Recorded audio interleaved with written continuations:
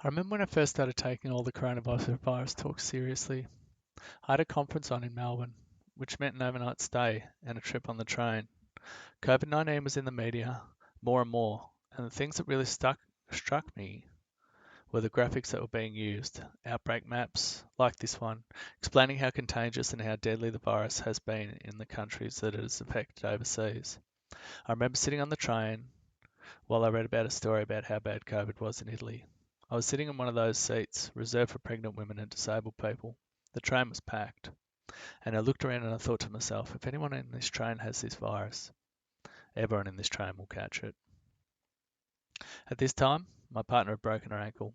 She normally takes care of the weekly supermarket shop, but she was laid up, so it was up to me to go off to the shops. It was all pretty funny at first, how everyone was running out of toilet paper. I'm really lucky my brother lives on a farm. I called him up and asked him to keep a lamb for me. He thought I was overreacting, but he was happy enough to put one aside for me. It got to the stage where politicians were talking on the TV every day. I think there was one day when all the TV shows were stopped and all the radio shows were stopped at the same time, so the Prime Minister could address the nation. Things were starting to get hectic. At first they cancelled the Grand Prix, then they cancelled the footy, cancelled gathering in groups. Things escalated quickly. I remember thinking, they're cancelling everything that involves groups of people being in the one place at the one time. Why is school still on? It wasn't long after that the Premier of Victoria, Dan Andrews, made the call that school holidays would start early. It was a big relief. It was a weight off my mind. I was really anxious about being at school and especially anxious for my kids being at school. COVID at its worst causes pneumonia. One of my kids had only just gotten over a bout of pneumonia. A dose of a new nasty virus would have been the last thing that she would have needed. I was checking with the news and data very regularly. What was happening in the UK, the US, and Italy? There have been times when 1,000 people a day have died in these countries. What a nightmare. It was like a train was coming full speed, and all we could do was sit around and wait for it. My anxiety about it all was at an all-time high, and constantly looking at the news and the data and the graphs was not helping one little bit. I read one article explaining that in the UK the death rate was only reporting those who had died in hospital. So if you died out of hospital, or you died in an old folks' home, and a lot of people are dying in those places, they're not even counting those deaths towards the death toll. And the toll is still at 1,000 a day. What a nightmare. No wonder I was anxious. I was really anxious for my parents.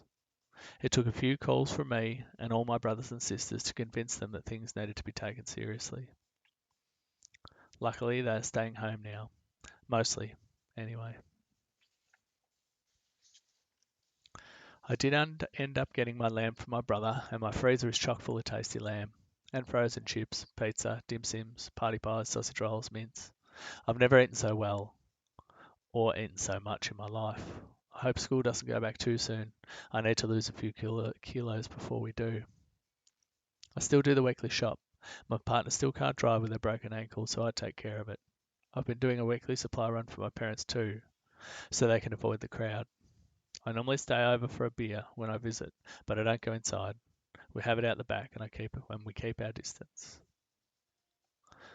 Over the holidays, and a bit before then to be honest, it was becoming clear that we'd be doing school from home for at least part of term 2. I have a really good workstation set up at home. 3 screens, 2 PCs, 2 keyboards, 2 mice, gaming headset, speakers, and all my work stuff, and all my books. It's set up between 2 desks and I have a spinny chair between them, so I can just go from one machine to the other. Always have my motos open, my compass, my email, and a few other handy tools to keep me as productive as possible. And so now we wait. It's such a funny thing. Normally when something really important needs doing, it requires a heap of work and effort. Blood, sweat and tears, so to say. But for this one, we basically just have to bunker down. A war of attrition. We are so lucky in Australia. So lucky that COVID-19 has not sunken its teeth into us like it has in other countries. It's like we've dodged a bullet, although not quite. We are dodging the bullet. We are actively dodging the bullet.